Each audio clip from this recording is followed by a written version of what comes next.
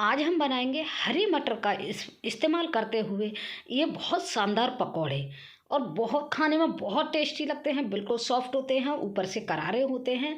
तो चलिए देखेंगे इसको कैसे बनाते हैं।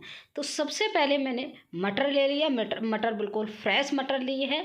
और ये मैंने लगभग आधा किलो मटर ली थी, तो आधा किलो में ये इतने हमारे दाने निकले हैं। तो इनको ले लेते हैं और इनको हम अच्छे से ग्रेट कर लेंगे, थोड़ा सा पानी डालते हुए।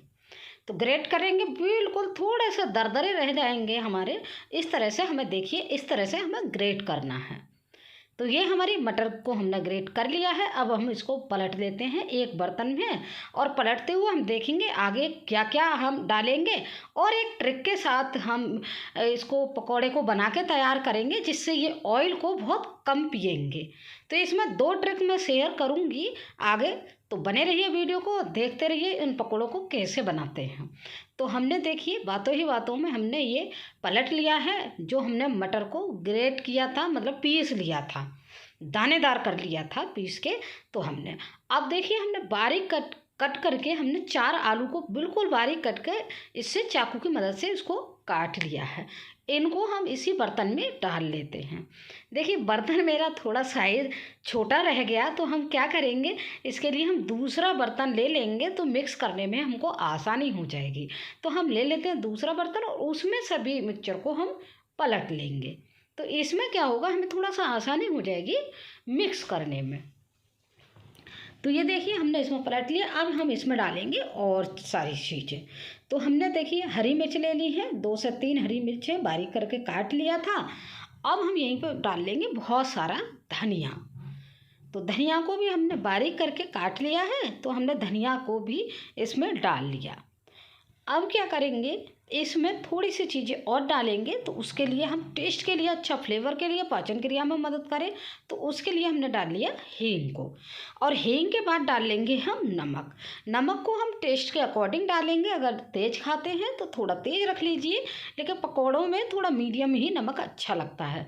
अब यहाँ पर डाल लिया हमने काली मिर्च को दरदरी करके रखा था, उसको डाला है, तो इसका टेस्ट बहुत अच्छा आता है पकौड़ों में। और थोड़ा सा हमने डाल लिया लाल मिर्च मोटी कुटी हुई। तो बस अब इन चीज़ों को हम मिक्स कर लेंगे।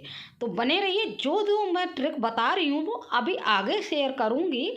तो अभी यहाँ पे देखते रहिए। तो इनको हम पहले कर लेते हैं मिक्स, अच्छे से सारी चीज़ों को मिला लेते हैं, और आलूओं पे हमारे ये कोट हो जाए। तो देखिए आलूओं पे सारा हमारा जो मटर का हमने पेस्ट बनाया था वो सारा कोट हो चुका है। अब यहीं पे डालेंगे हम बाइंडिंग के लिए बेसन। बेसन को हम 2 भागों में डालेंगे, एक साथ बिल्कुल भी नहीं डालेंगे, जितनी रिक्वायरमेंट होगी। देखिए पहली ट्रिक जो हमारी ऑयल को कम सोखेगी, उसके लिए मैंने थोड़ा सा कॉर्नफ्लोर का यूज किया है। तो ये हमारा ऑयल को कम सोखेगा। तो बस अब हम इनको, और दूसरी ट्रिक देखिए, मैंने गरम करके सरसों को ऑयल डाल लिया है। ये 1 चम्मच ऑयल है। तो इसको गरम करके जब हम डाल लेते हैं यहीं इसी स्टेज पे, तो हमारे ये पकौड़े ऑयल को कम पीते हैं और बिल्कुल भी ऑयली नहीं बनते हैं। बिल्कुल भी चिपचिपापन हमारे पकौड़ों में नहीं रहेगा। वो आगे देखेंगे इतने बिल्कुल भी तेल दिखेगा ही नहीं कि पकौड़े हमने तेल में बना के तैयार किए हैं। तो इन सारी चीज़ों को डाल के देखिए हमने अच्छे से मिक्स कर लिया। बेसन को मैंने बोला 2 टुकड़ों में डालेंगे, पहले मिक्स करके देख लेते हैं। देखिए थोड़ी सी बाइंडिंग कम हो रही है, देखिए अच्छे से नहीं हो रही है। तो जो हमने बेसन बचा के डाल रखा था, थोड़ा सा कॉर्नफ्लोर भी बचा दिया था, तो उसको हम यहाँ पे डाल लेते हैं, दोनों चीज़ों को। अब अच्छे से हमारी बाइंडिंग हो जाएगी। वैसे तो मैंने नाप के ही रखा था ये बेसन कि इतनी पकौड़ियों में इतना बेसन लगेगा, लेकिन मैंने 2 टुकड़ों में इसलिए किया शायद कम बेसन में काम हो जाए, तो फिर बेसन की क्वांटिटी हम कम कर सकते हैं। तो हमने, क्योंकि हम ये हरी मटर के पकौड़े बना रहे हैं, तो बेसन की क्वांटिटी हमें थोड़ी कम ही रखनी थी।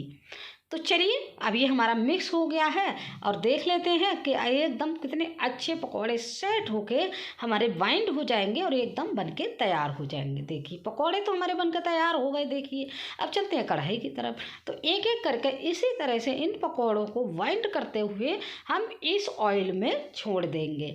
पकौड़े को डालते टाइम ऑयल को खूब अच्छा हीट कर लेंगे, और हीट करने के बाद गैस को कर लेंगे हम स्लो। तो बस इसको हम डाल लेते हैं एक एक करके बनाते हुए, और ये देखिए एकदम शानदार सेब बन के हमारी तैयार हो रही है। तो बस इंतज़ार करते हैं, सभी पकौड़ों को इसी तरह से हम डाल लेते हैं। और अभी निकाल के जब दिखाऊंगी ना तो आप कहेंगे हाँ बिल्कुल भी ऑयल नहीं दिख रहा है। तो बने रहिए वीडियो में और देखते रहिए। तो ये रेसिपी आप लोगों को कैसी लग रही है मुझे कमेंट में बताइएगा, और लाइक और शेयर भी कर दीजिएगा, जिससे और भी हमारी बहनें इस रेसिपी को देख पाएँ और ट्राई कर पाएँ। तो देखिए पकौड़े हमारे पलट लिए हैं, और अच्छे इनको ब्राउन होने तक हम अच्छे से सेक लेंगे। सिकने में लगभग 1 से 2 मिनट लगेंगे, बहुत शानदार होकर जल्दी से सिक जाएंगे। गैस को हम मीडियम टू हाई रखेंगे, बिल्कुल हाई नहीं रखेंगे लेकिन मीडियम टू हाई रखेंगे। तो ये हमारे पकौड़े हैं, आलू हैं, ये अच्छे से बिल्कुल भी हमारे सिक जाएंगे करारे होके। तो देखिए हमको उनको सेकते सेकते हमारा 1 मिनट हो गया है, थोड़ी देर और ब्राउन होने लेते हैं। तो देखिए पकौड़े हमारे अच्छे ब्राउन हो गए हैं। देखिए आप देख पा रहे होंगे एकदम सुनहरा सा कलर आ गया, और पकौड़े हमारे बिल्कुल बन के रेडी हो गए हैं। तो यहीं पे इन पकौड़ों को हम निकाल लेंगे एक बर्तन में, और ऐसे ही हम दूसरे पकौड़ों को भी सेक लेंगे। तो बस देखिए निकाल लेते हैं, कितने अच्छे शानदार पकौड़े बन के तैयार हुए हैं। एकदम देख के मुँह में पानी आ रहा है बनाते ही बनाते। तो आप सोच सकते हैं कि कितना टेस्टी बने होंगे ये हरे मटर के पकौड़े। तो देखिए हमने इनको निकाल लिया है, और निकाल के हम दूसरा बैच भी इसी तरह से सेक लेंगे, सेब बनाते जाएंगे और ऑयल में हम डाल लेंगे।